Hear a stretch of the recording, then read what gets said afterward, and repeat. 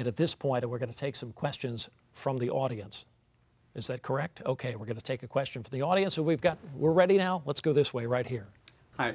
My question is, if you find yourself in a house that is worth less now than your mortgage principal, what options do you have?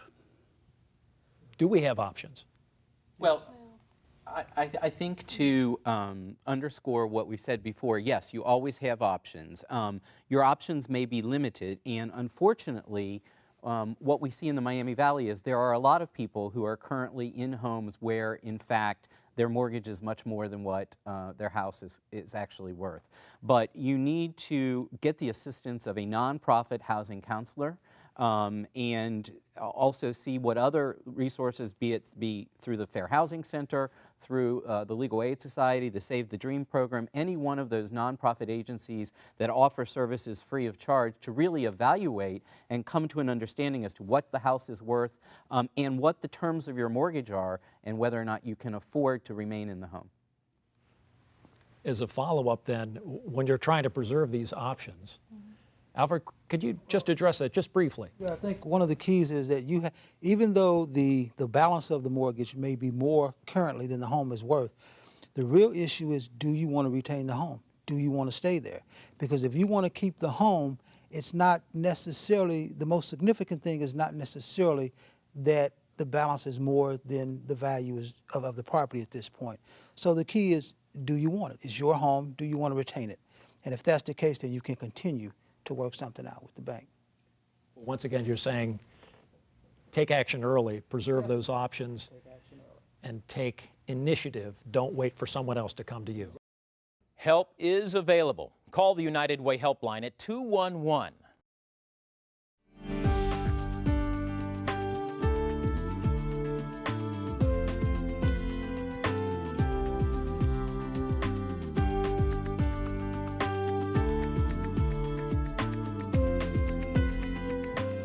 There is hope for homeowners now facing foreclosure here in the Miami Valley. It seems the key is reaching out to trusted sources when you run into trouble.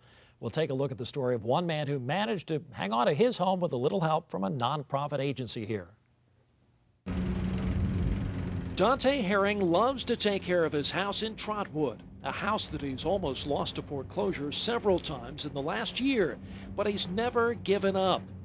As a single father of a 7-year-old, and a 2-year-old, his motivation is to provide a good place for his children to live and play. He still remembers his first foreclosure notice. I cried. I was like, oh no. You know, that was the feeling I went through. It was like, oh no, what am I gonna do? And panic, all that sets in. Dante had already seen a neighbor's house be foreclosed, and he didn't want that to happen to him. I know people in this area that have gotten scared and just packed. The one day I see them, the next day they're gone. They just take a night flight, you know, move out without even trying to fight. But Dante did fight, asking friends and co-workers who could help him. Meanwhile, over the last few years, Dante's home was scheduled for sheriff's sale off and on 4 times, but each time he managed to hang on. Dante eventually got help from the Miami Valley Fair Housing Center in Dayton. When Miami Valley Fair Housing helped me, they put the package together, and I had the next thing I had to do was some footwork, which was I had to take some time off from my job, and I had to go and sit in the courtroom in order to get to the judge to get her to read the document. And thank God she signed it. The sheriff's sale was stopped, and Dante continued to work hard. Plus, he has moral support from his neighbors. They're nice neighbors, and I, hate to see that happen to them, but I know they've had a struggle. But, so I hope they come out of it. His help is great. Dante was determined not to be like the homeowner down the street who left quickly, leaving behind a vacant home for others to deal with. He says with so many homes in foreclosure, he knows it's tempting for homeowners to search for a quick fix. But his advice is, don't do it. Instead, deal with people you know and local agencies you can trust. If they open their mouths, reach out for help and let people know what they're going through. I'm talking about the people that they can see and touch not going through the internet, they'll have a better chance of staying in their home than if they take the quick route and go the express route. That's what I call it, by the internet. Dante and his kids aren't out of the woods yet, but with the right help at the right time, they've managed to avoid the crisis that has claimed so many other victims. My thing now is I just want to be given a chance to straighten out a whole lot of stuff that was tore up through this whole process that brought me here with the first sheriff's sale and even up to now. Dante Herring's story, in that interview he told us that he literally had nightmares and could not sleep at night, and that's probably a story that everybody here has heard from different people. Alfred, I'll start with you on this one. Why is it that so many people are so resistant to seek help?